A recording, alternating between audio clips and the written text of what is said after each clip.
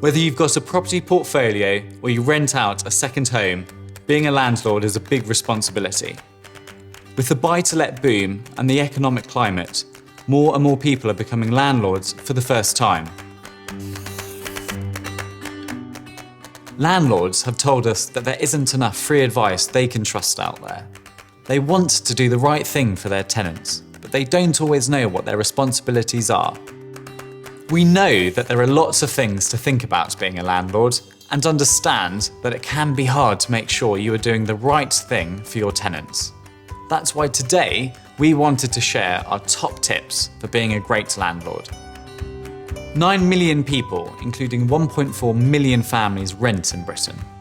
For the tenant, the property is their home, but millions of renters are living in poor housing conditions with problems like leaky roofs and electrical hazards.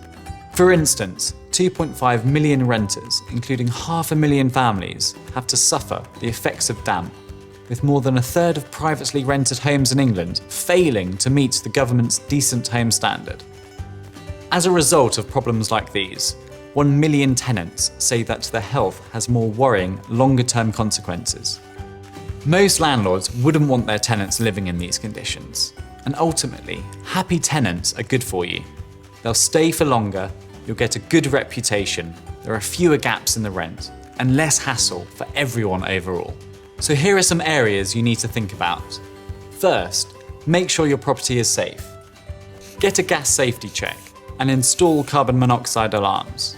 According to the Gas Safety Register in September 2012, 50% of tenants didn't receive a CP12 when they moved in, and 75% of those tenants never received one in the duration of their tenancy.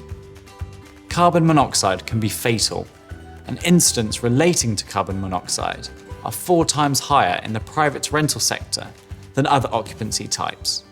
Making sure you have a gas safety check and record is a legal requirement, and we have a video to help you through that.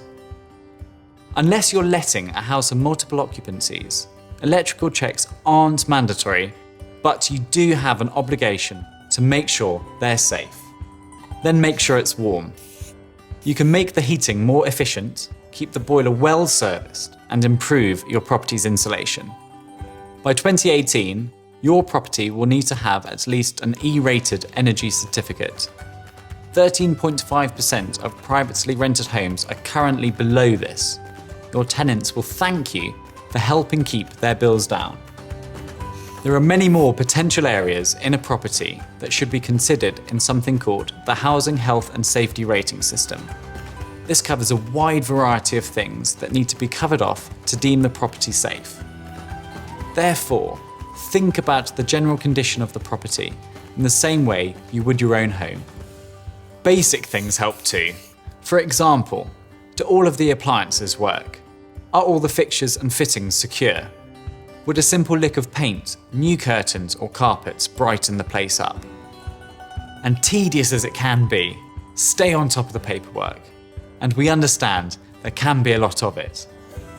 Keep an inventory and make sure that all responsibilities are clearly established up front in your tenancy agreement. It works both ways. In fact, a third of tenants don't know what their responsibilities are, so it will also help to protect you and your tenants if any problems arise. Make sure things like licenses are up to date if renting to a house of multiple occupancies, and keep abreast of your local authority's regulations. We have more videos that go into the key responsibilities in more detail. We're here to help support landlords create a warm and safe home for their tenants.